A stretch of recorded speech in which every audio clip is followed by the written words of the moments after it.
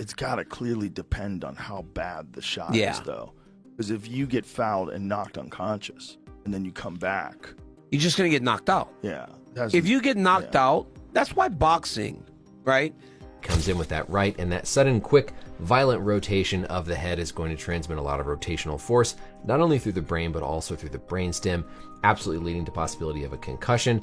Thankfully, it didn't completely knock him out, but could absolutely result in some delayed symptoms. It was like a big part of it is speed. Anthony Joshua has that kind of speed. Joe Rogan reacted strongly to Jake Paul's hospitalization following his knockout loss to Anthony Joshua while discussing the incident with Daniel Cormier. Rogan highlighted the sheer power behind the punch, emphasizing just how dangerous the sport of boxing truly is. He explained that when fighters are struck cleanly at the highest level, the results can be severe and long-lasting. Rogan also stressed that boxing outcomes are never completely predictable, and impacts like these can cause permanent damage that fighters may carry for the rest of their lives. You're out cold. He was and then done. He outboxed him for the rest of the round. How? But again, in MMA, fight probably would have been over, and he would have took less damage. Right, but isn't that a better argument? Sports physician Brian Sutterer analyzed the aftermath of the knockout from a calm, medical perspective. He explained that while the fight's outcome was largely expected, the real concern emerged after Jake Paul admitted he feared his jaw was broken. According to Sutterer, a fractured jaw was entirely possible given how Anthony Joshua's right hand landed cleanly on the left side of Jake's face. However, he emphasized that a concussion would be the more serious concern. Sutterer explained that jaw fractures often become a secondary issue at first, as medical teams prioritize more dangerous risks such as head, neck, or airway injuries. The sudden and violent rotation of Jake's head from the punch likely sent significant rotational force through the brain and brain stem, increasing the risk of concussion. Although Jake was not fully knocked out, Sutterer noted that delayed symptoms were still possible, and Jake's immediate shock and reaction suggested he knew something serious had occurred. We got the outcome that we all expected. After the fight, though, Jake told Ariel Helwani that he was worried that he had broke his jaw. He said multiple times he was concerned that he had a fractured jaw. And certainly looking at this knockout punch that Anthony Joshua delivers, it is absolutely a possibility that Jake does in fact have a jaw fracture. I'd honestly be more concerned about a concussion. In fact, with most jaw fractures, the more important thing initially is to look for other injuries to the head, to the neck, to the airway. The jaw fracture potentially being there or not is going to be lower on the list often than whether there's damage to the airway, damage to the head. And so very possible to have a concussion or some residual symptoms from this, as Jake Paul's head is relatively still here. We see AJ comes in with that right, and that sudden, quick, violent rotation of the head is going to transmit a lot of rotational force, not only through the brain, but also through the brainstem, absolutely leading to possibility of a concussion. Thankfully, it didn't completely knock him out, but could absolutely result in some delayed symptoms. But you can see where the punch comes in, landing square on that left side of Paul's face. Jake's reaction was pretty telling too. Right away after it, we could see him going down on the canvas here and being very shocked.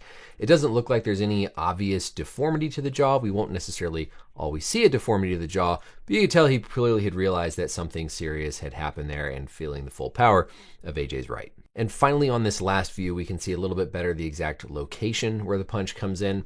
We'll talk about our jaw anatomy, the different areas of the bones, but your temporomandibular joint, where your jaw articulates with the rest of your skull, is sitting right around in this area, and the jaw is roughly coming down in this orientation. And so where that punch comes in from Joshua is a little bit more kind of flush right in the center of the mandible, but also up close. Joe Rogan had predicted even before the fight that it would not end well for Jake Paul. He explained that Jake was accustomed to facing older or retired opponents, but this time he was stepping into the ring with one of the best heavyweights in the world. Rogan warned that the difference in skill and power would be dangerous and completely unforgiving. The Joe Rogan Experience. What do you think about Jake Paul, Anthony Joshua? Boy. Well, realistically, it's one of the craziest propositions of all time. You take a guy who just had a boxing match that looks like a sparring match with a 58-year-old Mike Tyson, and then you're going to fight one of the absolute scariest knockout artists in the heavyweight division. Maybe we should watch the Francis Ngannou fight. So you could see, let's watch that real quick, just so you can see what Anthony Joshua is capable if he's fighting someone that's not in his league. Okay, look, Usyk beat him, and he beat him twice, and Andy Ruiz caught him in the first fight and dropped him and stopped him. The aftermath of Jake Paul stepping into the ring with Anthony Joshua triggered a wave of reactions throughout the boxing world. While some fans praised Jake for his courage and willingness to face a dangerous opponent, many respected voices within boxing strongly pushed back against that narrative. Luke Thomas was among the most outspoken critics of the praise Jake received, making it clear that he felt the reaction to the fight was wildly exaggerated. According to Thomas, people were applauding Jake simply for surviving rather than genuinely competing. He pointed out that Anthony Joshua did not fight at full intensity and intentionally held back many of his punches. From Thomas's perspective, this was not a competitive boxing match but a controlled situation in which a top-level heavyweight showed restraint. Jake's performance, Thomas argued, did not display skill, development, or tactical intelligence. Instead, Jake appeared overwhelmed for much of the fight, struggled to engage meaningfully, and showed little real intent to win. Initially watched the Jake Paul versus Anthony Joshua fight. I think I would say that my conclusions now still match most of what I said when I was watching on the initial broadcast, which is that Joshua, he did look a little rusty to me. I'm sorry, but he did. That Jake is, probably a little bit better than we suggested he might be. When I say we, I mean like the hardcore fight community, the fight fans, the people who work in the industry to a degree. Sometimes there is a suggestion that he can't do anything. And I would be like, well, that's a little much. He can do stuff. I mean, it's limited what he can do. It's very limited what he can do. But there is a little bit too much anger towards him sometimes, or just dismissiveness, maybe is a better way to put that. And I don't really co-sign on some of that. He's got some ability. He's not good. Listen to me very carefully. He's not good. But is he the caricature that he is sometimes made out to be in terms of his pure boxing skill? I think it goes a little overboard sometimes. But that isn't the reason why I wanted to make this video. What I wanted to make this video about is two things. One, after the fight was over, I got on social media and people were like hugely negative about the fight. And I did not think that the fight was good. In fact, I thought the fight was, like most Jake Paul fights, pretty bad, although him surviving kind of feeds into the story of him being perhaps a little bit better than we sometimes think, although I don't really co-sign on that. Let me make the point. The first point is, I think people are overreacting a little bit. A little bit. People were suggesting when I got on social media that this was like the biggest farce they'd ever seen in their life, and that this was, how could he fight like this, and this was a disaster, and Joshua should have got him out there earlier. There is probably some evidence to suggest that I don't think Joshua was carrying him in the sense of, hey, they coordinated this ahead of time. But was Joshua really stepping on the gas? No, I don't think he was really stepping on the gas. There were times I think he clearly... Lawrence Owaki approached the situation from a different angle but arrived at a similarly critical conclusion, focusing on the inherent danger of boxing itself. He explained that a single mistake in the ring can end a fight instantly, regardless of fame or preparation. From his perspective, Jake Paul stepping into the ring with someone like Anthony Joshua was reckless. Owaki stressed that boxing is an unforgiving sport and that mismatches do not become acceptable simply because they generate attention. He described the decision to take this fight as unnecessary and foolish, noting how easily the outcome could have been far worse. Despite the heavy criticism, some voices acknowledged Jake Paul's willingness to take punishment and continue. After the fight, reports confirmed that Jake was taken to the hospital with a serious jaw injury, which some commentators viewed as evidence of toughness. They argued that regardless of the performance, Jake showed courage by stepping into the ring with a fighter of Joshua's caliber. These reactions focused more on resilience than technique. However, even among those offering limited praise, few were willing to endorse Jake as a legitimate professional boxer. The narrative centered on bravery rather than ability. While taking damage and continuing is respected in boxing, it is not enough on its own. Courage without competitiveness does not redefine a fighter's standing. Jake's injury highlighted the physical cost of the decision and reinforced concerns about whether fights like this should happen at all. I would go to the hospital. I think I broke my jaw. We all know he broke his jaw. We all know we've seen the x-ray. There is a video of the x-ray that he showed us on his Instagram, so that was no AI. And it showed where his jaw had to be reconstructed and, wired, right? So he can't have any hard foods for a while.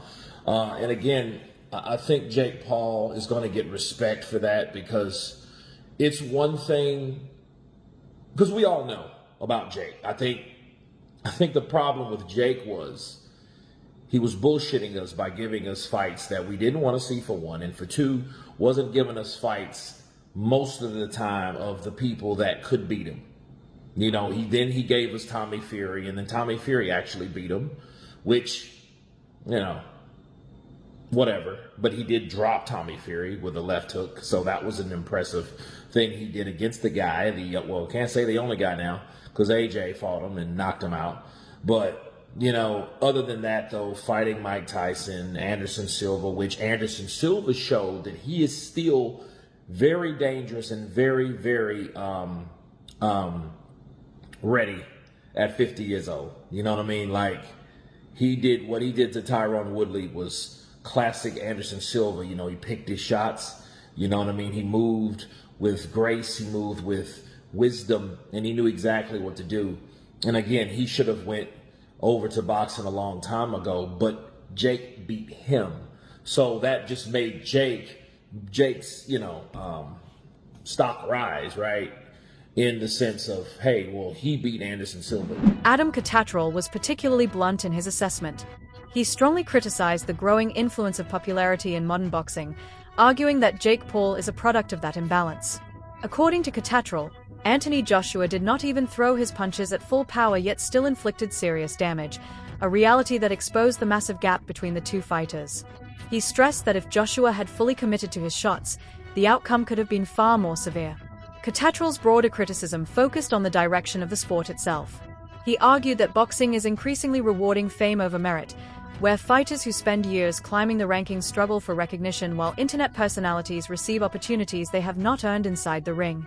For Catateral, this fight symbolized everything wrong with that trend. Jake Paul's involvement was not impressive. It was evidence of a system that prioritizes attention over sporting integrity. Been thinking, for my own credibility, I've got to knock you out, but I've got to try and knock you out where I'm not hurting you as much as what I could if I unleashed. Yeah. And with the punch you said that he landed, it's not his best punch, it's his most powerful punch, right? Yep. And he's shattered his jaw in two places, right? So Anthony Joshua gets his 70 million, whatever it is. But I think he's sitting there thinking, thank God for that. Thank God. On a human level, I've come out, all right, I've sort of, not reputation, but I haven't hurt him as bad as what I could have. There should be an awful amount of people breathing a massive sigh of relief. Anybody that put that fight together, athletic commissions, like you said. It wasn't a fight. No, it wasn't at all. Like you said, it was a prize fight. It was an event. If Anthony damages him, he's got to live with that for the rest of his life. Absolutely. That's a lot of stress to deal with, you know what I mean? So I'm sure he's bleeding in the side of relief. The team that have put him in there, that have negotiated that for him, but the authorities that put that on and commissioned it as a proper boxing match, I've no doubt. Does that go on his...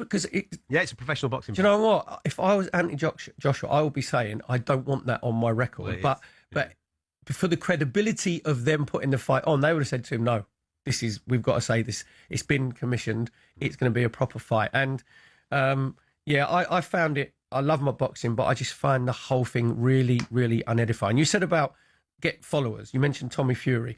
Tommy Fury is nowhere near his level of getting like a British title fight or whatever. Nowhere near. So it's basically he's like... Beat Jake Paul.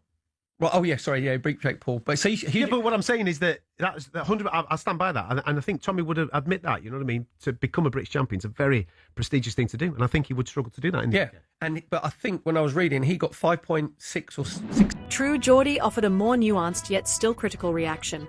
He acknowledged that Jake Paul's personal story and rise through entertainment were compelling, noting that his background, discipline, and ambition could be motivating on a human level. However, when it came to the fight itself, Jordy was clear that Jake failed to deliver. He observed that Jake did not look like someone who genuinely wanted to win. His movement was hesitant, his offense lacked commitment, and his overall presence in the ring suggested survival rather than competition. True, Jordy emphasized that boxing is not judged on intentions or narratives but on actions inside the ring. While Jake's journey may inspire some, the performance offered nothing memorable from a sporting perspective. The broken jaw, he argued, became symbolic not of bravery but of the predictable consequences that follow when significant skill gaps are ignored.